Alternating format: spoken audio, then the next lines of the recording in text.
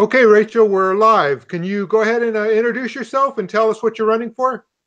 Hello, I'm talking to you from my backyard in San Pedro. We call our urban homestead Harbor Farms. And my name is Rachel Bruhnke, and I'm running for Assembly District 70, which comprises Long Beach, San Pedro, and Catalina Island. Okay, excellent. And then yesterday you were at a rally for against fossil fuels, or where were you and what were you doing? Well, I hit the tail end of it. I had to go up to Santa Monica. And so a lot of groups got together, Native American groups, climate groups, Center for Biological Diversity was there, SoCal 350, and several elected representatives. And what they were saying no to was no offshore drilling on the California coast. Oh, that's great. Yeah, that's a good cause. So since you were out there for against fossil fuels, can you tell us your views on moving to a renewable economy, or Yeah, you in a also nutshell. talk about greening cities? Can you talk about that? Oh, sure, sure. In a nutshell, just so people know my background, I'm trained as an environmental engineer, environmental resource engineer from Humboldt State. About 15 years ago, I got my master's in that, but I've been working for 25 years or so, nationally and internationally, in sustainable development. My rooster Teddy. And specifically, I got my master's degree on looking at Cuba and their energy transition after the fall of the Soviet Union. You or your viewers might know the movie The Power of Community, how Cuba survived peak oil. I helped make that movie while I was working at the human rights organization Global Exchange.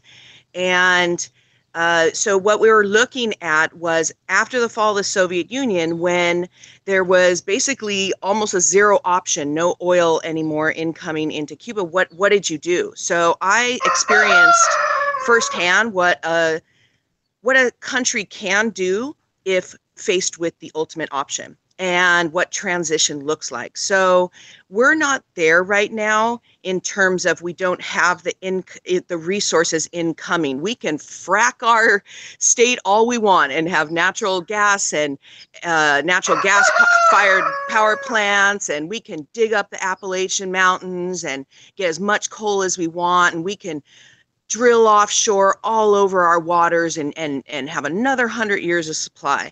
But it's kind of two visions of America. I thought it was interesting. I heard one of Trump's children say the other day, problem is people don't want Americans to be Americans. And I thought, there's a couple of type of Americans. There's the exploitative, brutal, violent history of our country that has no regard for the land or for people. That's one real history of America.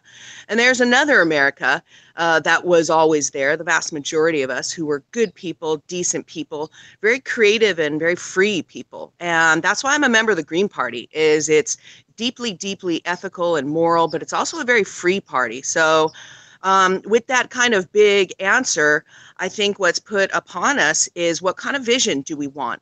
There are so many of us who understand that we can move to 100% renewable economy, that we can shift all of there's a million people in America who work in the fossil fuel industry in one way or another, either extracting or processing that resource. And so the Green Party, obviously, we don't want people out of work. We don't want to throw a million people out of work. First of all, if you told people they'd lose their job, they're not going to want it, right? So we want to employ people, retrain people into a new economy, not just green energy, I'll tell you, in the formal sense of wind power, geothermal, solar, but we've got to be more efficient in our country. We've got to retrofit all our buildings, update our electricity supply, our electrical grid.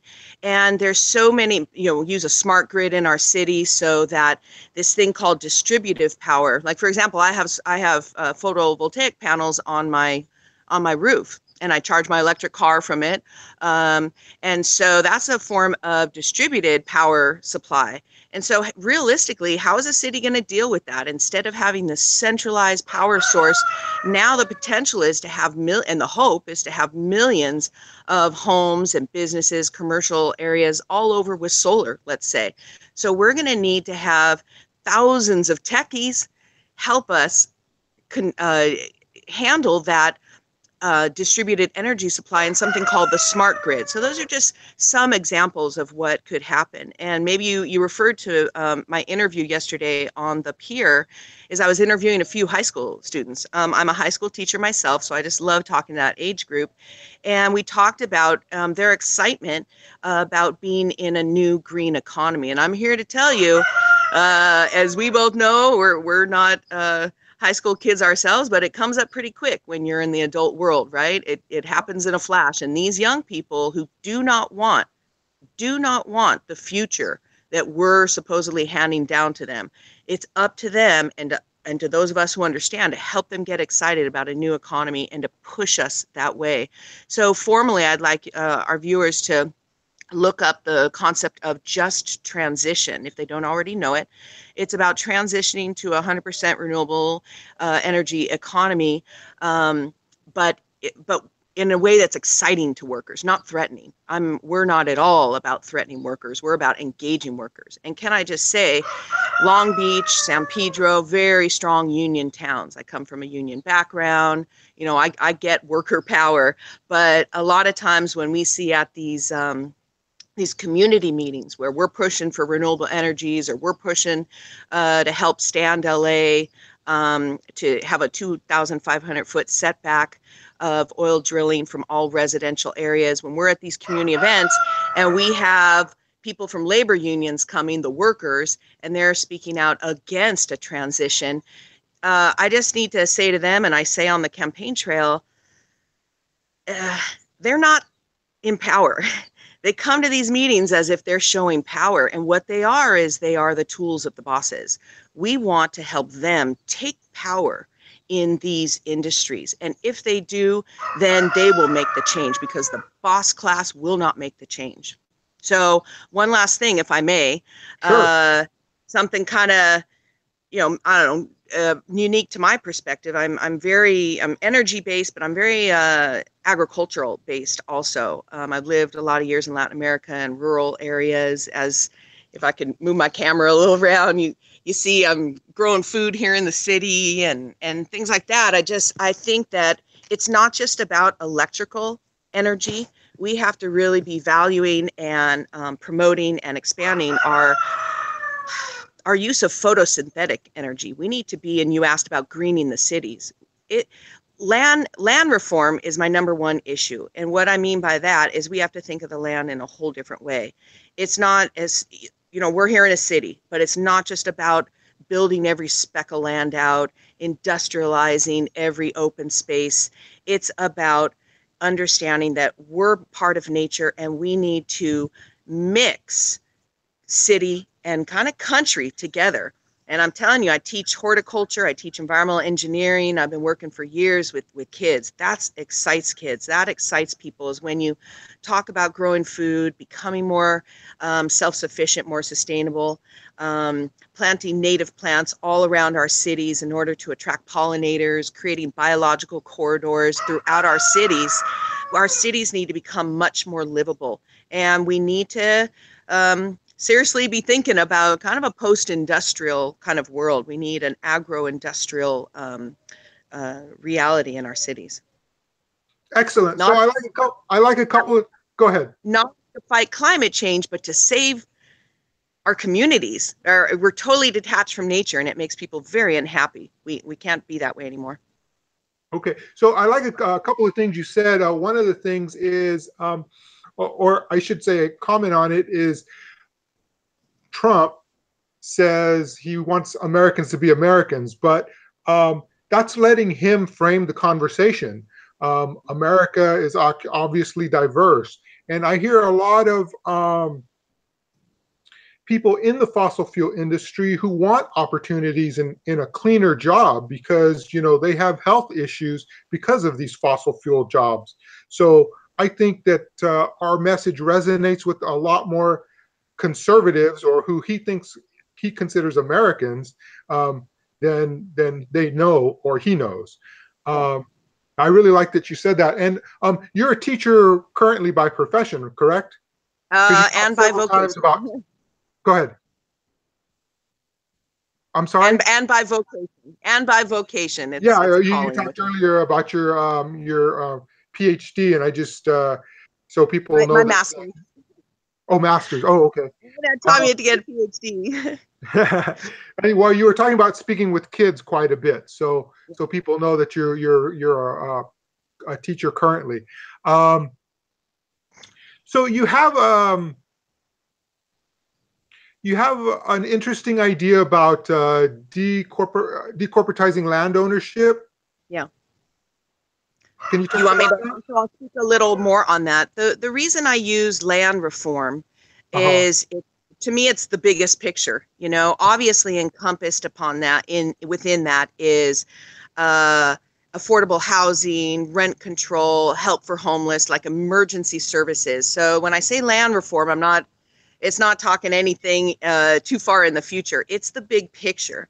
And what I'm going around it, and people are, you know, agreeing with me on this on the campaign trail, is that the big problem, as I see it, is there's too few people who now own too much of the land, whether it's in the rural areas and the corporatization of agriculture and the hundreds of thousands of families that have been thrown off their family farms over the last generation, all the way down to the cities, whether it's entire swaths of the downtown commercial area, like here in San Pedro, that are now owned by, I don't know, few companies, and they have their names everywhere. But, you know, when you have low ownership in the hands of the few, then those quote unquote renters, you can be as rent controlled as possible, but you really don't have ownership or even agency over the land. And that's what people need. And I use land reform because, like I said, a lot of my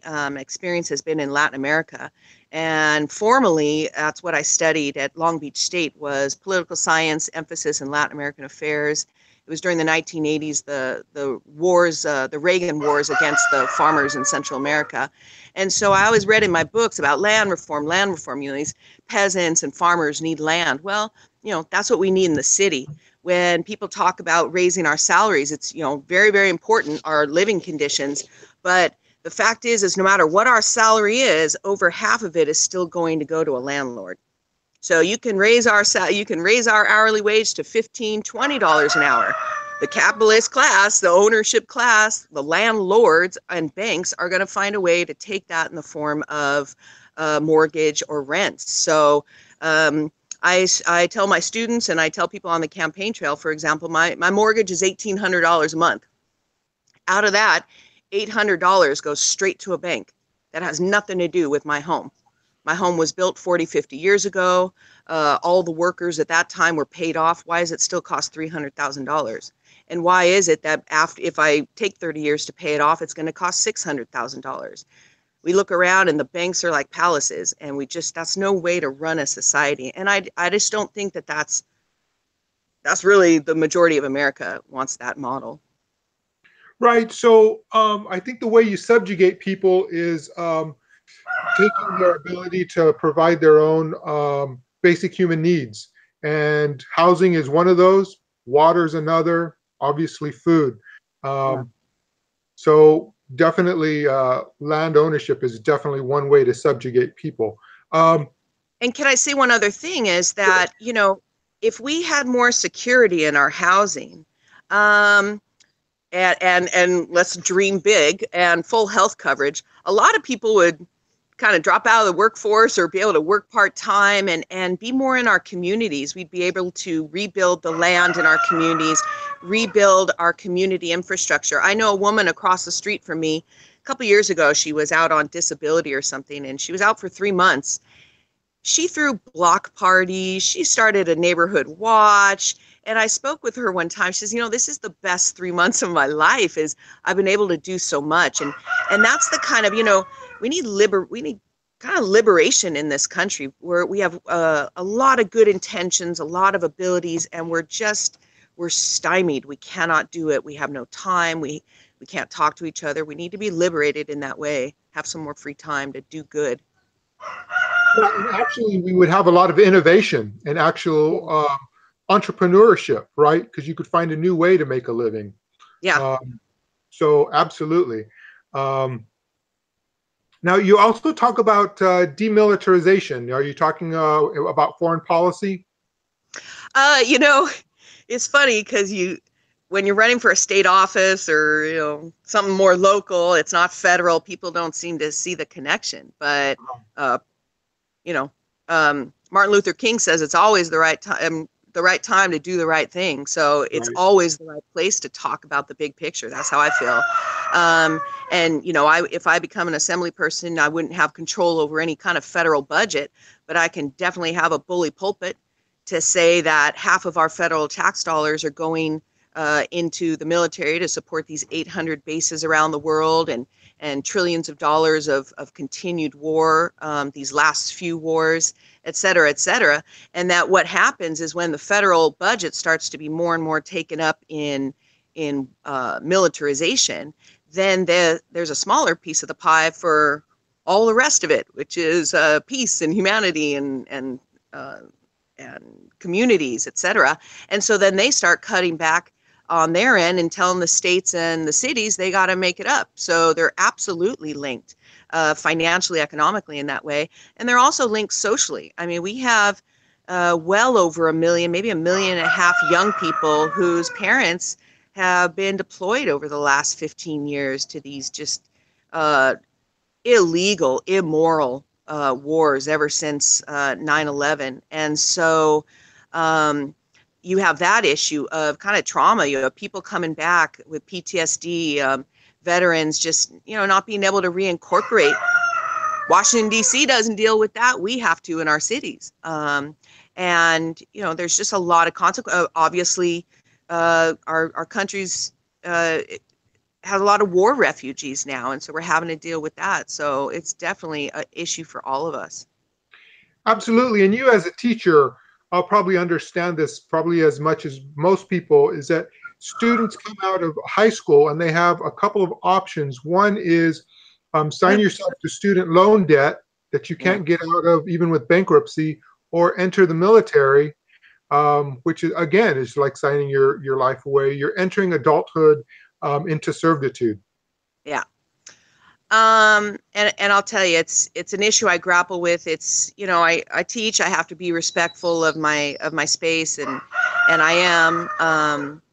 And so you can't be too kind of out in front, but I can just say that I love high school kids. I love their hearts. I love their minds. I love their energy, their optimism. They're so beautiful. And to see so many of them walking around in fatigues and, kind of going on this way, they don't really know what they're doing. And I know their hearts. I know that if they knew our foreign policy, it would be different. However, like you say, there aren't a lot of options. But I'll tell you something, is that a lot of it is not just economic, it's kind of psychosocial, right?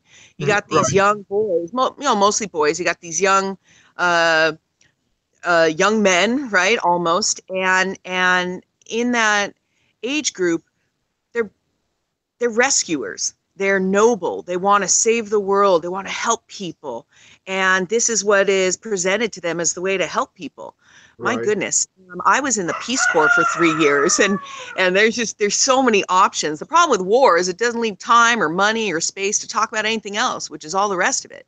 And so it's just sad to see their hearts kind of, I'm not going to say twisted, because heck, the idea of defense is real important, right? I'm not against that, but for my whole life, it's our foreign policy has been offensive to me all my life. So what I tell these young these young guys, as I say, be a man, build a windmill. They're so, fight fires, or, restore the trails in California. Can I say one thing is that that's one of my platform pieces, and I need to investigate more about it, what I would do. But we in California, we have the CCC, the California Conservation Corps. Whoo, boy, would I push to have that budget quadrupled and have these young people with an idea of after high school, that gap year, maybe before college or whatever, going out to help restore our streams and our nature trails, and creating fire safety zones, and all the things that California Conservation Corps does. There should be many, many more opportunities for young people in those kind of things. Yes, absolutely. I agree with you. They should be able to make a career out of that. Hey, so then you also say we could transition to a peace economy. Can you tell us what the steps to that would be? Yeah, like I said before, people, it's funny, I'm mostly vegetarian and for 30 years, and people are always, who don't get it, they look and they say, well, God, if you don't eat meat, what do you eat? I say, everything else. And it's kind of like that with war. It's like, wow, if not a war economy, what else? I'm like, well, everything else. I mean, what do you do every day that has nothing to do with war? Well, I drive here, I have a home, and, and the idea is that there's just so many opportunities out there. So when we talk about a peace economy, it's everything but war. And so what I have felt from a very young age, I don't know, some of us take the red pill as a kid. You remember the movie The Matrix, is I've always looked at, okay, what are the problems in our society? And you can list them out.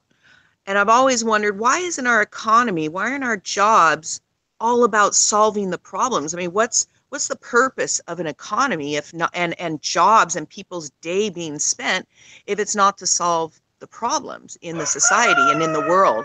So it's about that. It's about restoring our land, restoring our communities, helping the elderly. Something with young people is, one of their negatives that they're up against in their lives is they don't, I want to say they don't know anything, but they're purposely cut off from our history and reality and the skill base that they're going to need in the future of basic survival also. And then you have a whole class of people in America, the elderly, that are incredibly lonely, that feel thrown away and totally disenfranchised in this society. And so I believe that, and I would work towards getting older people and younger people together and having that skill sharing. There are some places I've seen in Europe where, let's say you're a college student and you don't have rent. Well, I mean, you don't have money for, to live. Well, you can go and live in an older folks' home rent free for about 20, 30 hours a week in service to those elderly. I mean, what a great model that would be. So there's a whole lot of creativity. If we're just given the freedom to do that. I missed the meeting this week, but I know some Gray Panthers in Long Beach, and I'm hoping to get and talk with them pretty soon. They're a rebel elder class, and I think they would have some great ideas I could help put in my campaign. Oh, excellent. Hey, so you also talk about demilitarizing police. Maybe we could talk about police reform a little bit, or what your views are there? Yeah. So, my district is both two cities, right? It's part of LA City and it's part of Long Beach City. And so I need to do more research in Long Beach about these numbers, but I assume that they're pretty close to LA's numbers. LA City, about 52% of our, local tax dollars, our property tax dollars, are spent on the police. And I remember seeing that number. I thought, no, it can't be. It's got to be police and fire. They always put those budgets, just the police. And about 3-4% is on libraries, and about 6-7% on parks.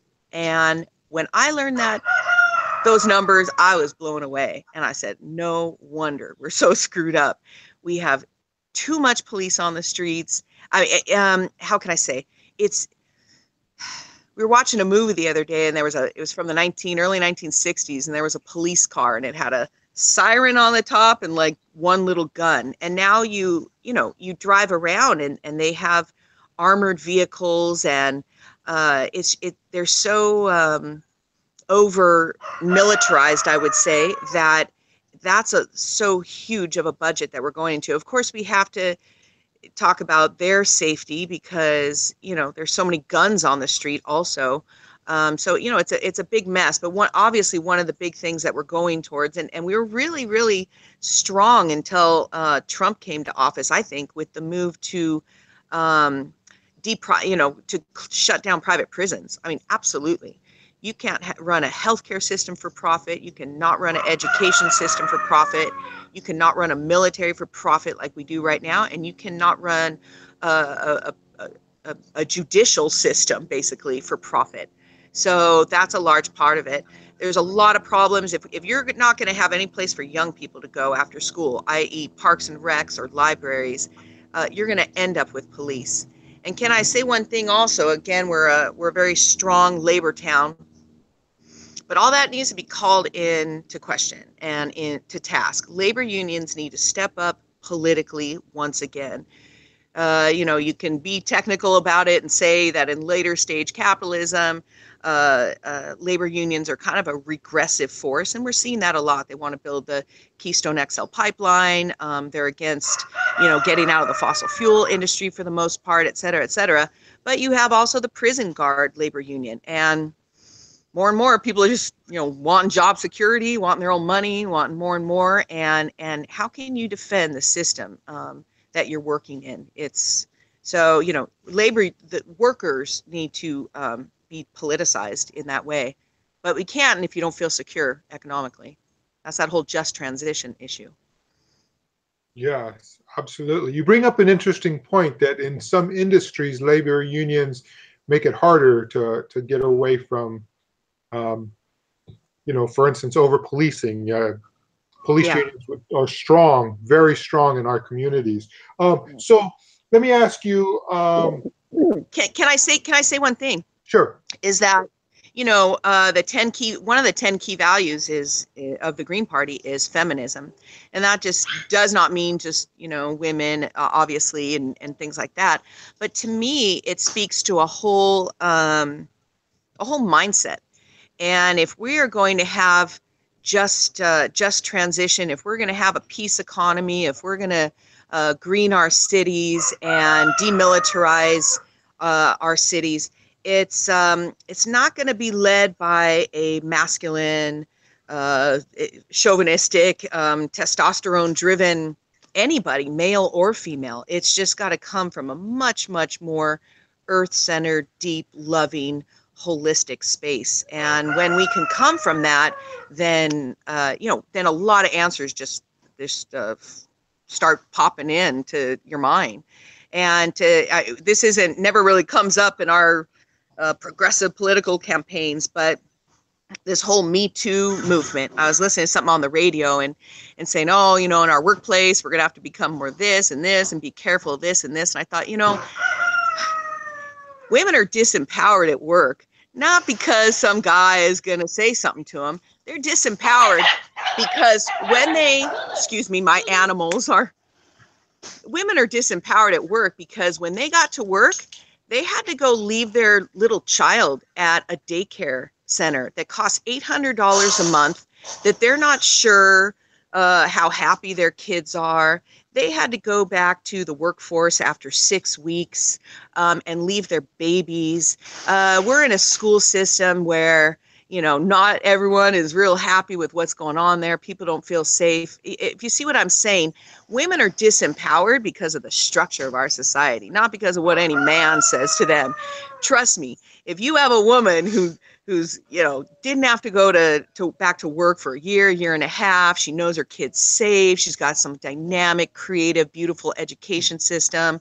Remember a few years ago in California, Carl Reiner, I think we even had a proposition on the ballot to have preschool paid for. Remember that? From we start school at kindergarten at 5 years old, but his proposition was to start at 4 and to have that real important year paid for. Anyway, if we had all that, you'd see power in women. They wouldn't let any man touch them at work or any man demean them at work. So that's where the power is going to come from, not from any, over-regulation of what he said, she said in a workplace. I just, Certainly, yeah. The system is not geared to accommodate the basic human needs again, which is rearing our children. Well, And that's one of my mottos is it's the system, stupid. yeah, Remember yeah, that in the Clinton years, it's the economy, stupid. Now it's the system, stupid. yeah. Just It certainly is. I like that perspective.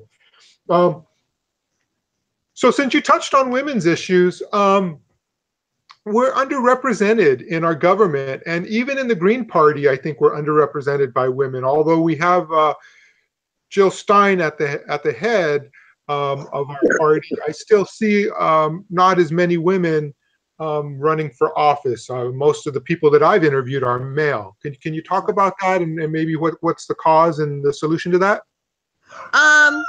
it's so many things. Yeah. We were a little late on our interview today. I was cooking, Uh-huh. I Sure. was out here with my chickens and I was cooking and I was helping the house, and we're busy. Women are busy, and that's okay. I love that. That's great. But I think so. That's kind of number one. Number two, obviously, when you see a male face and a suit and a tie, being the people that are your politicians, you don't really maybe see yourself in that role. But I'll tell you also is that from the very beginning of my campaign, it can get kind of cutthroat, and you're kind of asked to be maybe competitive or mean or cut the other person down or all that. And Sure. me as a human being, and maybe as a woman, that's just not where I'm going to come from. And so maybe politics is so dirty. Who the hell would want to get into it, right? So I'm running a campaign that's just purposefully grassroots and purposefully kind.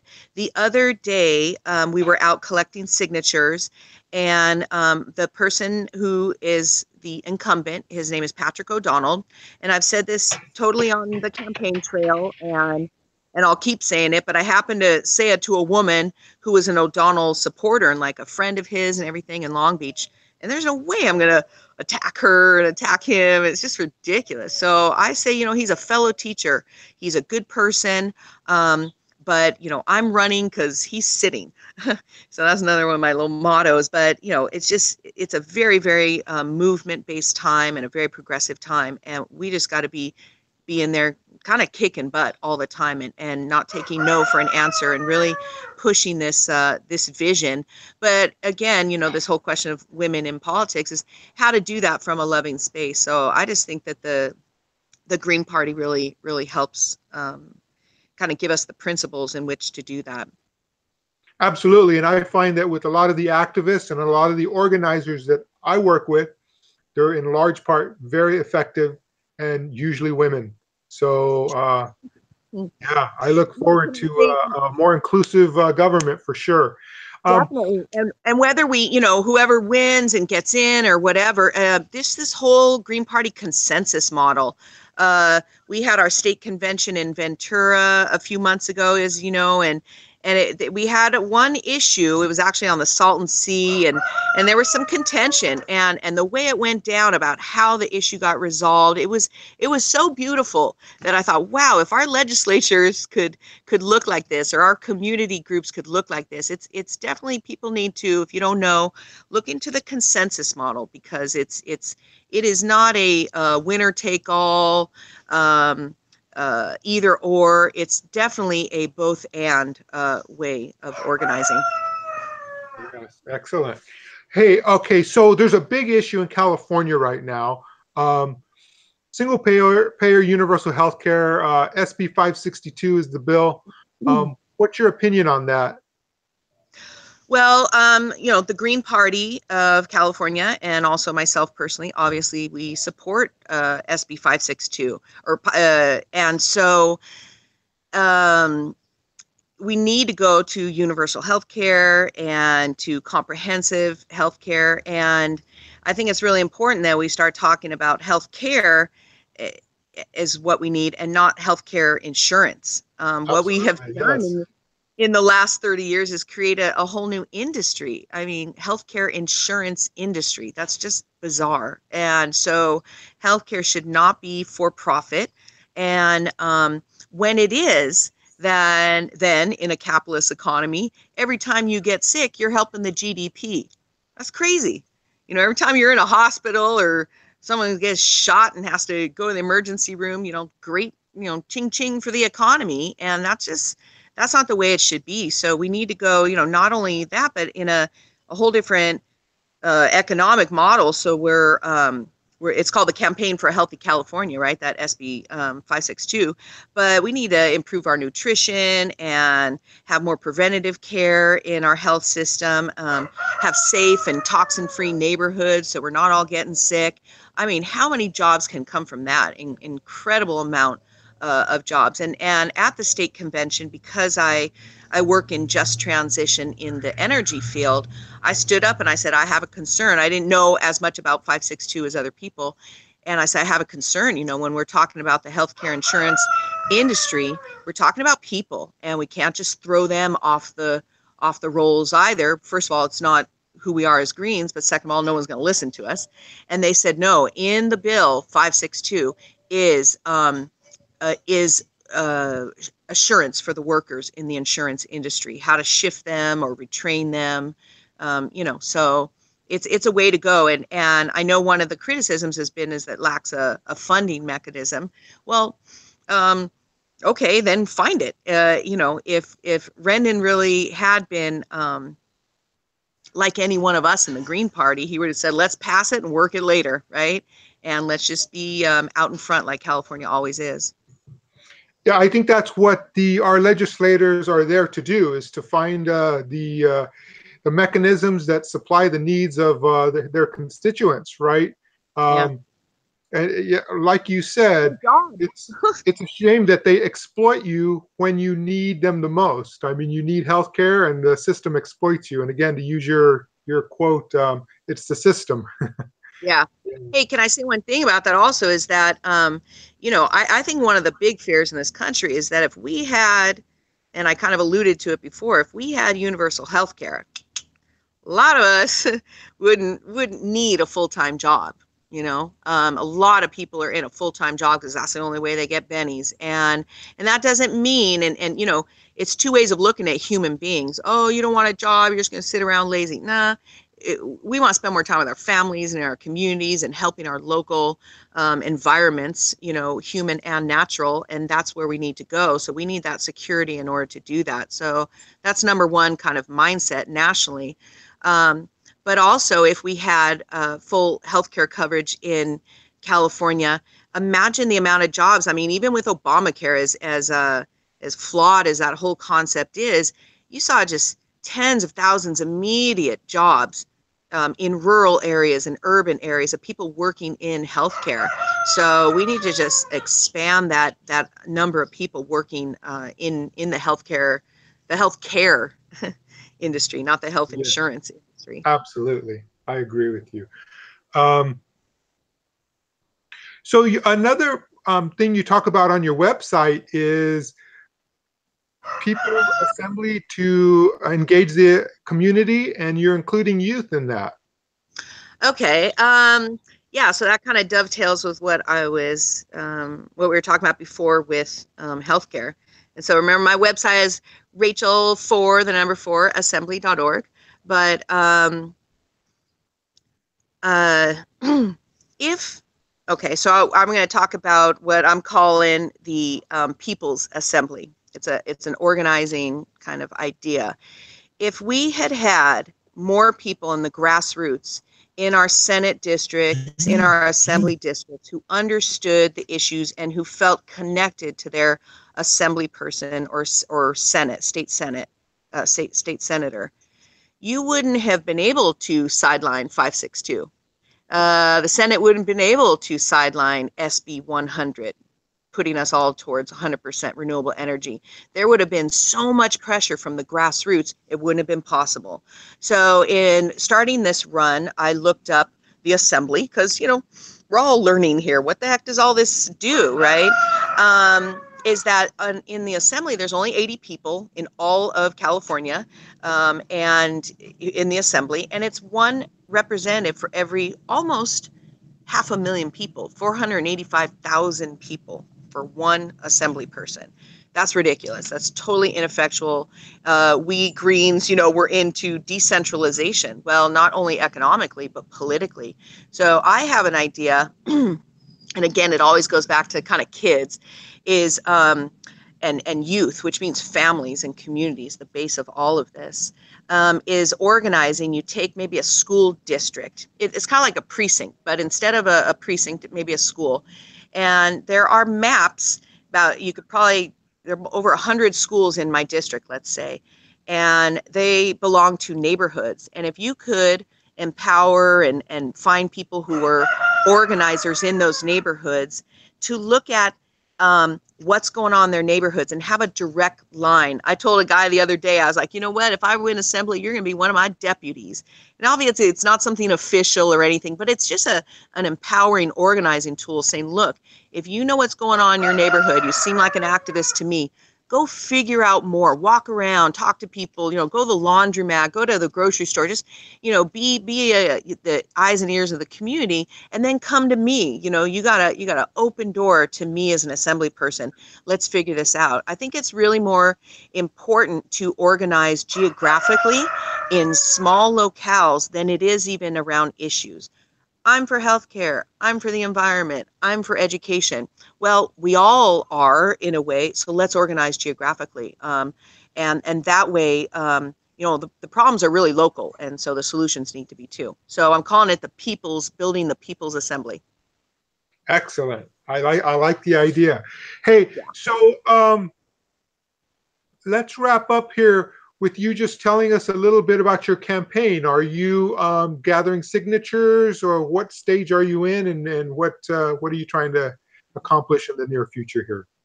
Okay. Well, first of all, I want to thank you. This has been a real great interview, and I thank you for your time and service to all of us for doing that.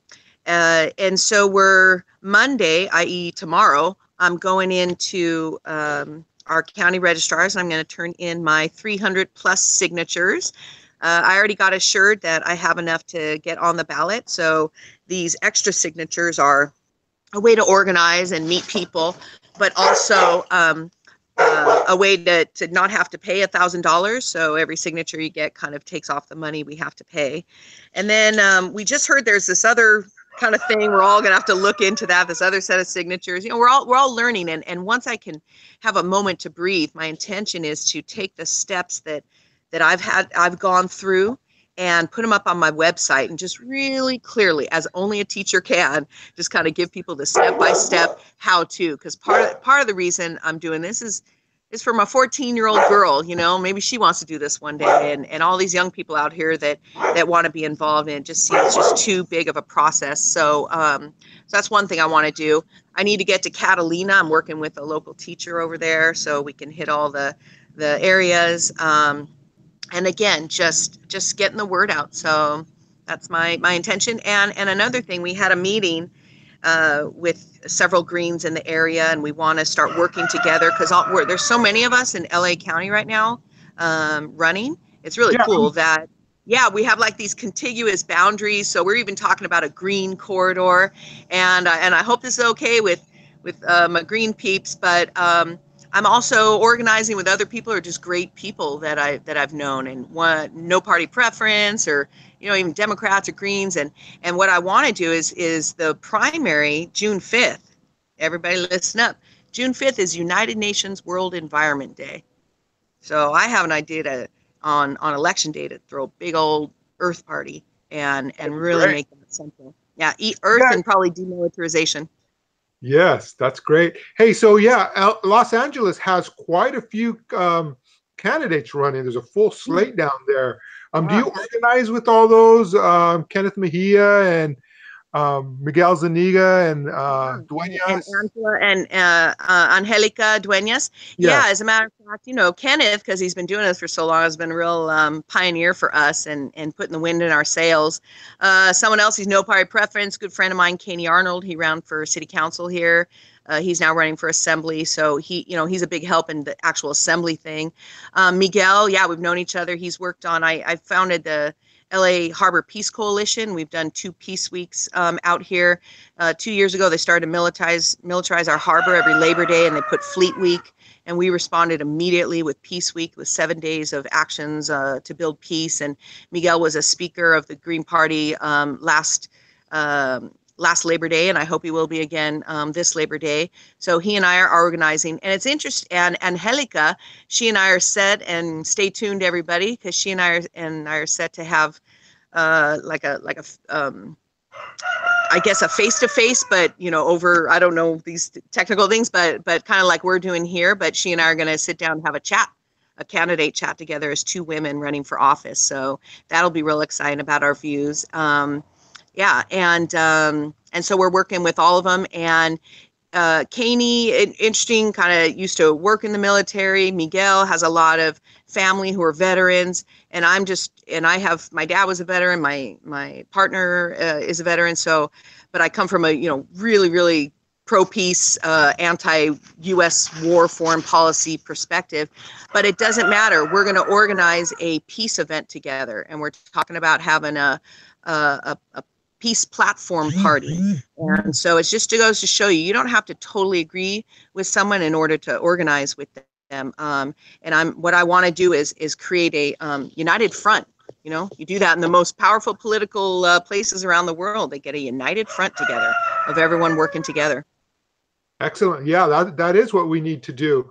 That's the only way to get a general strike going, which is what we're going to have to end up doing. Everyone just stop participating in all this. Well, we can't win elections if only Greens vote. I mean, if there's with only the Green vote, we have to reach out to other groups, and based on our platform, they have to accept those platforms, which I think a lot of people in California do. There's a lot of NPP voters in California and in your district, I noticed. I think you guys have like 24% are NPP voters there.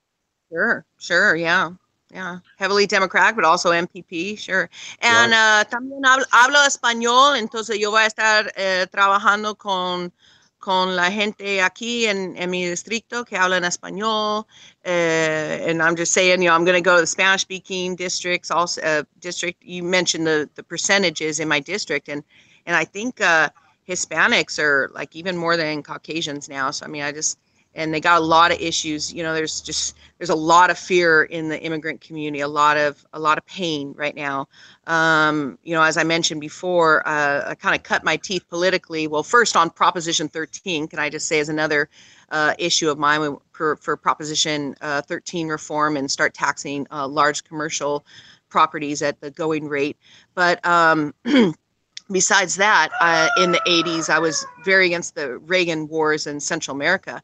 And to now turn around and blame the 200,000 Salvadorans that we forced to come here as war and economic refugees, and to blame them and send them back to that, their country of origin, and for crusty old man like Jeff Sessions to be blaming them for MS-13, the Mara Salvatrucha, when we did everything, even explicitly, to create that gang. You remember from the Reagan days, and we were against the Sandinistas in Nicaragua, the Contra Wars. And so what we did is we hired a bunch of mercenaries, and we trained them at the School of the Americas in Fort Benning, Georgia, how to be killers, and we paid them. And then we promised them green cards, and they came here, and they learned from the Crips and the Bloods how to be gangbangers. And now they spread gang warfare all over Central America. I'm personally just enraged by that myself, because I lived for 3 years in Honduras.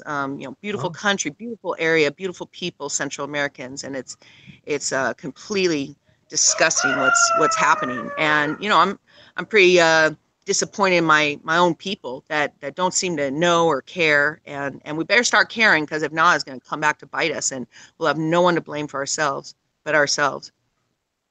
Right. So we need justice. We need justice and an accounting of the wrongs of the past also. Yeah, that's we could go on a whole new interview on that topic. Let's talk another time on that, sir. So, hey, one more time, you mentioned your website earlier in the conversation. If somebody wants to help you or donate to your campaign, can you give us your website one more time so that they can do Sure, that? it's rachelforassembly.org, and I'm linked to PayPal on there to donate, or you can write me a check, and I have an address there. Also, there's a link to my Facebook page, which is kind of more active. I mean, again, as I said, I'm busy, so I'm trying to keep up several things, but my Facebook page tends to be maybe a little more like current. But yeah, my website has my platform and my bio as it is. Yeah, well, great. I love talking to Green Party people, and it was especially nice talking to you. I think we agree on so many topics, and I appreciate you doing this interview. All right, thank you so much. It's been great. Thank you. Go Green.